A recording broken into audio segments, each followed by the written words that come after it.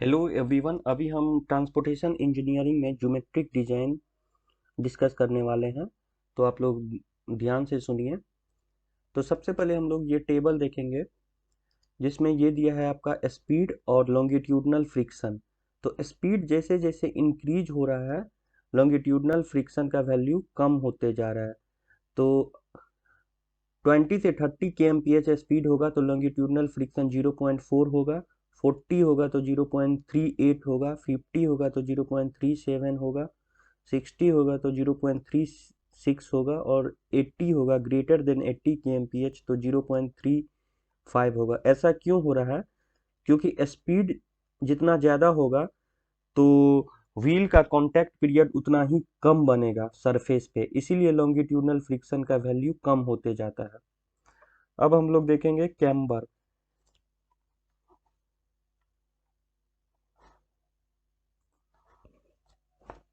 Concrete या thick bituminous road के लिए हैवी रेन में कैम्बर होगा 2%। तो ये टेबल आप लोग ध्यान से देखिए। और थिन बिटुमिनस का होगा 2.5%। डब्ल्यू बी एम ग्रेवल के लिए 3%। अर्थेन रोड के लिए 4%। और लाइट रेन में थोड़ा सा हम लोग कम प्रोवाइड करते हैं कैम्बर। तो कंक्रीट या थिक बिटुमिनस के लिए 1.7 और थिन बिटुमिनस के लिए 2%। डब्ल्यू बी एम ग्रेवल के लिए 2.5 और अर्थेन रोड के लिए 3% प्रोवाइड करते हैं। और शोल्डर का जो कैम्बर होता है ये 0.5% स्टीपर होता है मेन कैरिज वे के कैम्बर से। कैरिज वे क्या होता है? जिसपे हम लोग का व्हीकल मूव करता है। और मिनिमम कितना होना चाहिए? 3% से कम नहीं होना चाहिए और 5% से ज़्यादा नहीं होना चाहिए। अब हम लोग नेक्स्ट देखते हैं टोपोग्राफी। तो अगर प्लेन ट्रेन होगा, ये नेचुरल होता है टोपोग्राफी। तो प्लेन होगा ट्रेन तो 0 से 10% होगा इसका स्लोप। रोलिंग होगा तो 10 to 25% होगा। माउंटेनियस होगा तो 25 से 60। और स्टीप होगा तो ग्रेटर देन 60।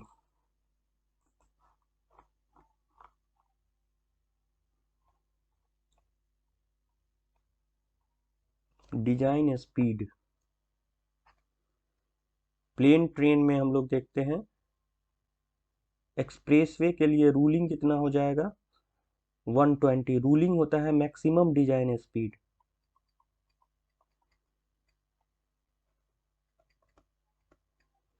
और मिनिमम हो जाएगा 100। आप लोग को नेशनल हाईवे और स्टेट हाईवे का ध्यान में रखना है। National highway and state highway के लिए कितना हो जाएगा? रूलिंग हो जाएगा 100 के एम पी एच और मिनिमम हो जाएगा 80 K M P H. Rolling terrain में थोड़ा सा कम हो जाएगा 80 65। माउंटेनियस में 50 40 और स्टीप में 40 30 नेशनल हाईवे के लिए। ये टेबल एक बार आप लोग ध्यान से देख लीजिए। अब हम लोग देखते हैं design speed of urban road. Urban road में डिफरेंट टाइप्स का रोड होता है। एक्सप्रेसवे, आरटीएल रोड, सब आरटीएल, कलेक्ट्रेटल, लोकल। तो आप लोग देख लीजिए, एक्सप्रेसवे का होता है 120 K M P H, RTL road के लिए 80, सब आरटीएल के लिए 60, कलेक्ट्रल के लिए 50 और लोकल के लिए 30 के एम पी एच। ये टेबल, हर एक टेबल से कोई ना कोई क्वेश्चन बनता ही है ज्योमेट्रिक डिजाइन से, तो आप लोग इसको ध्यान से देख लीजिए। अब आते हैं डिजाइन रोटरीज।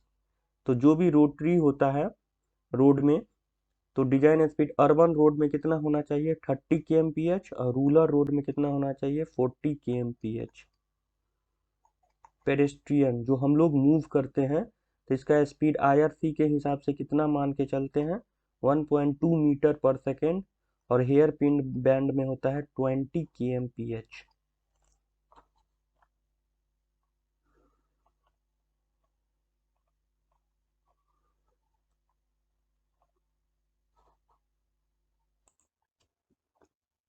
अब नेक्स्ट है विड्थ ऑफ कैरिज वे जिसपे व्हीकल मूव करता है।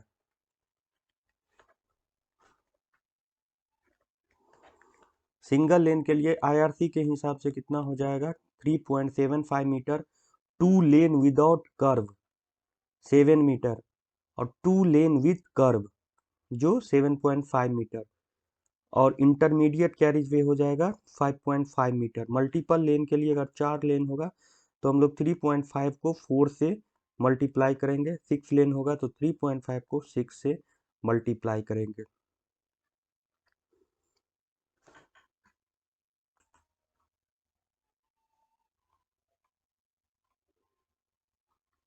और मीडियन और ट्रैफिक सेपरेटर जो सेंटर में होता है, तो minimum desirable with for rural highway 5 metre होना चाहिए।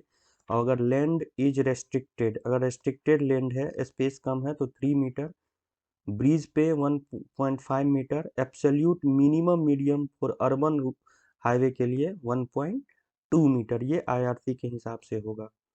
तो ये टेबल भी आप लोग ध्यान में रखिए। अब नेक्स्ट देखते हैं शोल्डर।